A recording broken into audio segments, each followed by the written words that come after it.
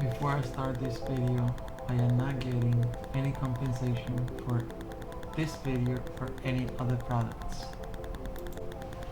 There are many computer stores and computer parts online. I will use Newegg for this example. You need 8 items to build a PC. You need a computer case, a motherboard, a processor, a memory, a video card, a drive, power supply, a TV or a monitor. Most use is a monitor, but gamers a lot use TVs.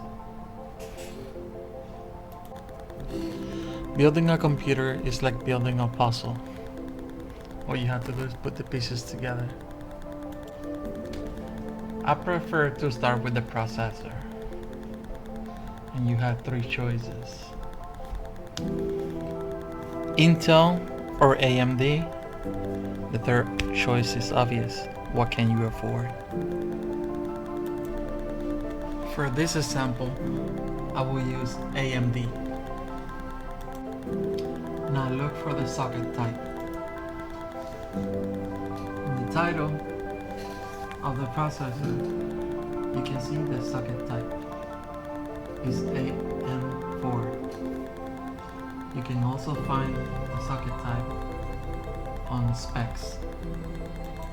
On Newegg, search for motherboard. Scroll down on the left side, look for CPU socket type, select your type, and click apply.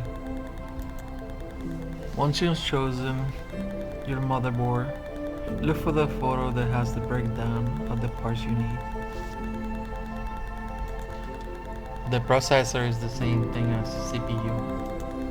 Highlighted is the socket type. On the motherboard specs, we can confirm that the socket type is M4. Now we're searching for the third item, which is memory. On the motherboard specs, we can see what type of memory we need. It gives you 4 slots of 288 pins. You also have several options of DDR4 to choose from. This is my choice. You can see it's 288 pins, DDR4, and the type is a DDR4 3200. This is the item or the part that I recommend you to spend most money on, the video card. Good thing about video cards is that they are backwards compatible. That means you can use all versions in a mother PC. In here you got up to PCI Express version 4. For my video card, I have chosen a PCI Express version 3. I will also recommend that your video card be a GeForce. This is strictly my opinion, but I believe GeForce is more compatible with more games out there. Now we're looking for the drive for the SATA connection. There are many drives, but 3 commonly used drive: M.2, solid state, and hard drive. We will use the solid state. The last thing I am connecting to the motherboard is the power supply. When buying the power supply, make sure it comes with all the pins you will need. For this motherboard, I will need 4 pin, 8 pin, and ATX 24 pin. This is what I chose for a power supply.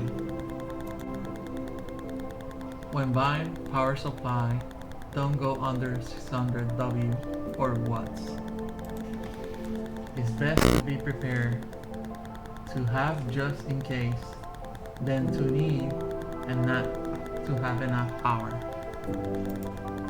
On the specs of the power supply, you can see the pin for the motherboard.